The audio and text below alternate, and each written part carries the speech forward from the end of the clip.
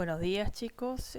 Comenzamos con citoesqueleto. Nosotros hasta ahora vimos membrana plasmática, vimos las funciones de la membrana plasmática.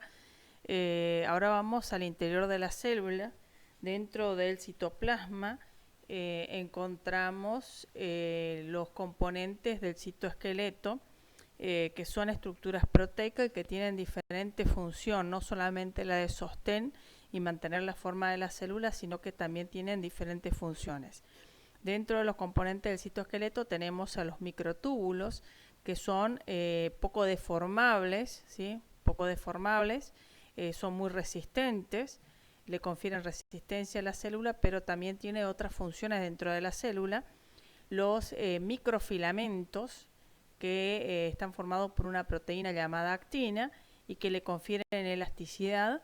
Y después tenemos los filamentos intermedios, que están formados por diferentes tipos de proteínas y que le dan resistencia y principalmente participan de las uniones intercelulares.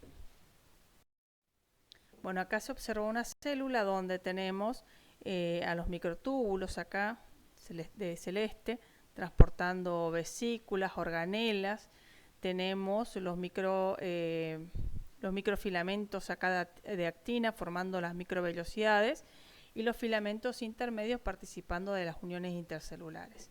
Acá tenemos, por ejemplo, una célula en división, en mitosis, y también tenemos componentes del citoesqueleto que participan en el transporte de los cromosomas. Y acá tenemos, por ejemplo, el axón de una neurona, donde se observa el transporte de vesículas. Bueno, vamos a comenzar ahora con los microtúbulos. Los microtúbulos están formados por dímeros de alfa y beta tubulina. 13 dímeros de alfa y beta tubulina forman un cilindro. Y el cilindro tiene aproximadamente un diámetro de 25 nanómetros. Estos componentes del citoesqueleto, los microtúbulos, continuamente se arman y se desarman de acuerdo a la necesidad de la célula. Cuando la célula necesita, por ejemplo, transportar vesículas, arma el microtúbulo y una vez que no lo necesita más, lo va a desarmar. ¿Cómo comienza el armado? Comienza en una zona, o sea, la nucleación ocurre en una zona muy cerca del núcleo, donde se encuentran unas organelas que también están formadas por microtúbulos, que son los centrosomas o centros celulares o centriolos también conocidos. Entonces ahí ocurre la nucleación, donde los dímeros de alfa y beta tubulina forman oligómeros. Acá tenemos oligómeros. Después pasamos al estado de alargamiento, donde se van adicionando dímeros de alfa y beta tubulina, y después el estado estacionario, una vez que logra la longitud deseada, el microtúbulo no deja, o sea, se detiene el ingreso de dímeros de alfa y beta tubulina, y entonces ahí pasamos al estado estacionario, donde el microtúbulo no crece más. Bueno, los microtúbulos, fíjense, acá tenemos los centriolos, que son los centros organizadores de microtúbulos, y fíjense acá una célula que es un glóbulo blanco. Fíjense que se deforma, tiene movimientos que se conocen como movimientos ameboides, y esos movimientos de deformación de la membrana plasmática se logra gracias al crecimiento de los microtúbulos. Fíjense que en los microtúbulos tenemos un extremo más, que es el que está más cerca de la membrana plasmática, y un extremo menos, que está más cerca del centrómero o centro celular. Bueno, aquí llamamos extremo más y extremo menos. Extremo más es el más polimerizable, es donde se van agregando los dímeros de alfa y beta tubulina. Acá tenemos, por ejemplo, un flagelo, que también está formado por microtúbulos. Acá tenemos una célula en división, donde las fibras del uso acromático, acá tenemos los centros organizadores de microtúbulos, tiene dos centriolos o centros organizadores de microtúbulos, y estos que se conocen como fibras del uso acromático, que son microtúbulos que tienen la función de transportar cromosomas. Y acá tenemos a la neurona, el centriolo o centro organizador de los microtúbulos, y los microtúbulos que van a transportar vesículas desde el núcleo hasta hasta los botones terminales del axón. Bueno, acá tenemos representado el centro celular o centriolo y los microtúbulos que parten de allí, el extremo más o más polimerizable. Bueno, ¿cómo ocurre la polimerización? Resulta que la unidad beta, la subunidad de beta tubulina, liga GTP. Al ligar GTP se vuelve más polimerizable y entonces se une a la unidad alfa de otro dímero y así ocurre la polimerización. Mientras que el GTP no se hidroliza a GDP, ese protofilamento se mantiene estable. Pero una vez que el GTP se hidroliza a GDP, se vuelve inestable y la tendencia es la despolimerización. Entonces, ¿a qué se conoce como casquete de GTP? A la zona, al extremo más polimerizable del microtúbulo que todavía tiene GTP y que no lo hidrolizó a GDP. O sea que se está produciendo el alargamiento del microtúbulo. Bueno, hay otras formas que la célula puede utilizar para evitar la despolimerización, porque una vez que el GTP se hidrolizó a GDP, la tendencia es que se despolimerice y a veces es necesario mantener el microtúbulo, la longitud que tiene en ese momento. A veces la célula no necesita que se despolimerice ya, sino que tiene que mantenerlo.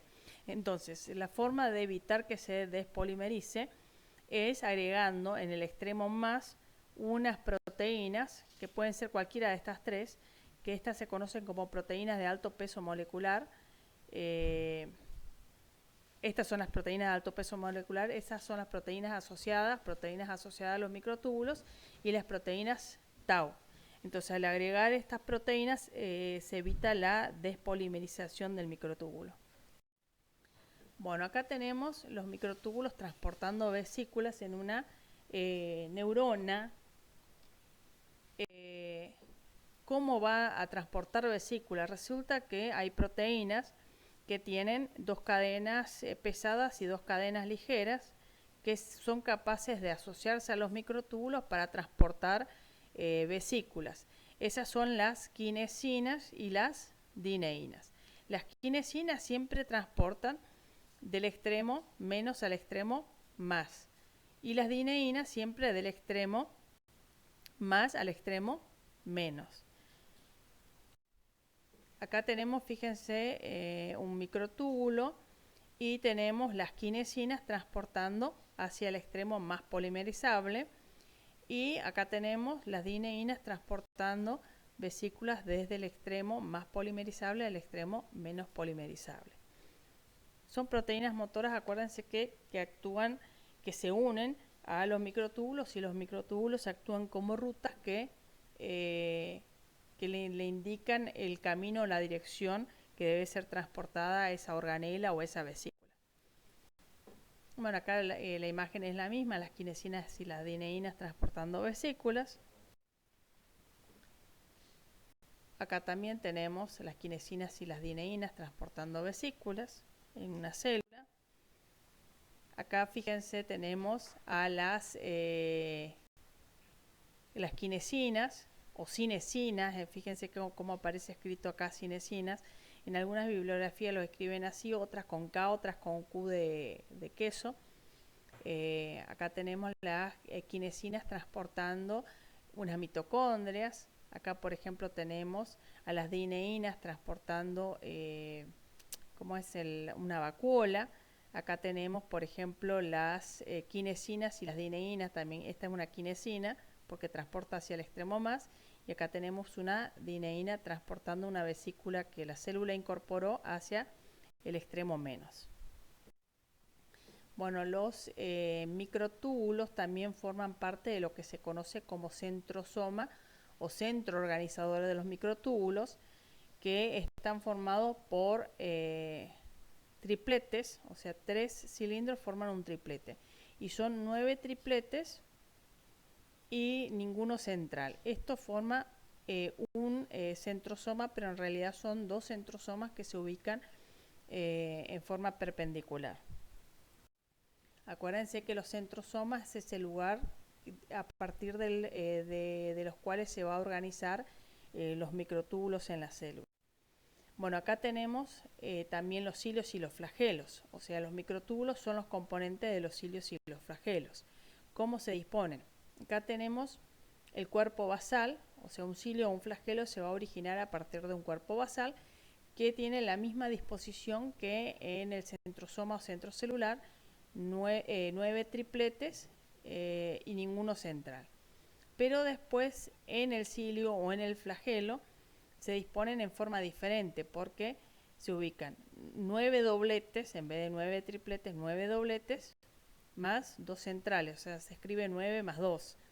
Es igual en los cilios y en los flagelos, la diferencia que el movimiento que presentan es diferente. Por ejemplo, los cilios se encuentran en epitelios que transportan sustancias, como por ejemplo las vías aeríferas, que se encargan del transporte mucociliar, o sea, todas las partículas que ingresan con el aire que inspiramos quedan retenidas en el moco que producimos, pero como el epitelio tiene cilios, esos cilios van a batir ese moco, o sea, el movimiento de los cilios es movimiento de vaivén, y van a batir ese moco hacia arriba para que después podamos deglutirlo. También forma parte de los flagelos, o sea, el cuerpo de un flagelo, o sea, todo el flagelo está formado por microtúbulos, también la misma disposición que en los cilios. La diferencia es la longitud. Los cilios son cortos y realizan movimiento de vaivén, de batido. En cambio, el flagelo es mucho más largo y realiza movimientos ondulatorios y está presente en el espermatozoide del varón.